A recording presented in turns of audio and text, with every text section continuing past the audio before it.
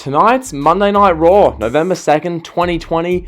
All in all, it's Monday Night Raw, so as a 3-hour show, it's never great to watch. Personally, I think the second half of it that I actually watched was enjoyable. I think the first half, I've seen bits of, and I've watched some highlights of it, not the best. Like, the first half of Raw was putting a lot of people to sleep. That's what I was seeing on social media. Like, the guitar and a pole match with Jeff Hardy and Elias.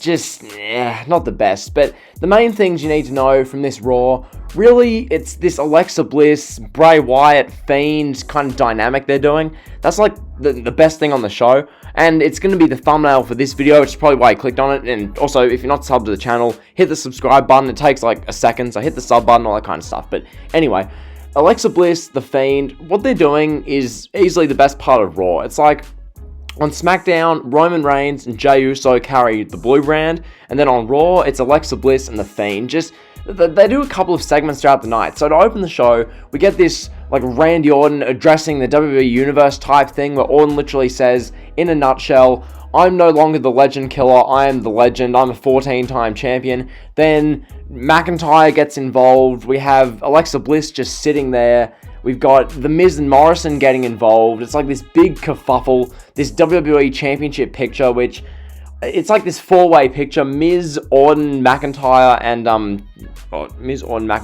The Fiend. So, they've got this alright four-way WWE title picture, so it is what it is. That opening segment was fine. Then, we had this Firefly Funhouse segment, which, personally, I enjoyed it. I think the Firefly Funhouse with Alexa Bliss is the best part of Raw every week at this point. Like, it's at that point where nothing else on Raw really comes close to the Firefly Funhouse with Alexa Bliss. Like, this week, they had, once again, Bray Wyatt's getting flashbacks back to when Randy Orton burnt down his compound like 3 years ago. And so, Wyatt's getting flashbacks. That was good. Wyatt was, like, cussing, and they'd, like, bleep it out and, they really accentuate that. So that was good. They had Alexa Bliss, and we got this visual, which you're seeing on screen, which, I mean, that's set wrestling Twitter alight. Wrestling Twitter was, like, freaking out from that one. So there was that. All in all, the Firefly Funhouse with Alexa Bliss and The Fiend was good. Then we had a segment where Nikki Cross was backstage. You could see Alexa Bliss, her back was to the camera. So this was about 2.5 hours into the show. Nikki Cross saying that, they were friends for so long. They were friends for the longest of time. They were tag team partners, women's tag team champions.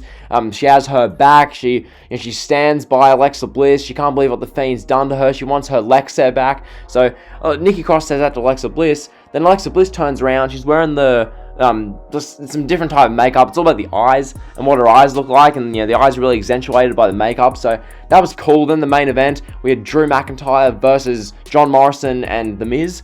So that happened. McIntyre just beat The Miz and John Morrison.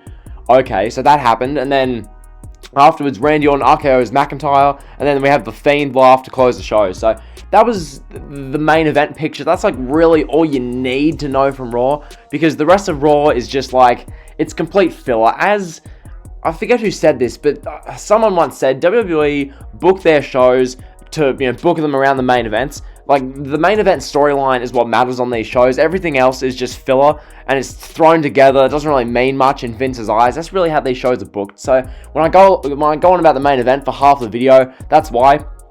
So yeah, the main event thing, really good. Alexa Bliss giving us more thumbnail material. That's always good. The Fiend, Bray Wyatt, interesting as ever. Randy Orton as WWE Champion.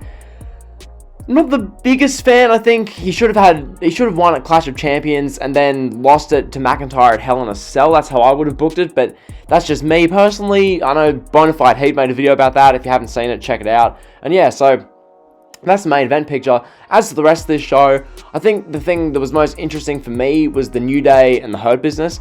So we had the New Day and the Hurt Business have like a promo segment. This was on the VIP lounge. So we had the Hurt Business in the ring in the VIP lounge. The New Day come out, Woods and Kingston. We get this like entertaining back and forth. It was like a 10-minute long segment, a 10-minute long promo. Really good stuff. Some funny one-liners in there. This thing Kofi said about Lashley lasting 8 seconds with Lana. That was fine. And they had MVP say to Kofi, you held the title, for 6 months and lost it to Brock in 7 seconds. Like, who the hell are you? So I thought that was good. That was fun. Then the Hurt Business, Cedric Alexander and Shelton Benjamin got the win. I believe it was Yeah, I think I wasn't even really paying attention to which Hurt Business members there were, but the Hurt Business beat the New Day, so that was really good. And yeah, I think that was probably one of the positives.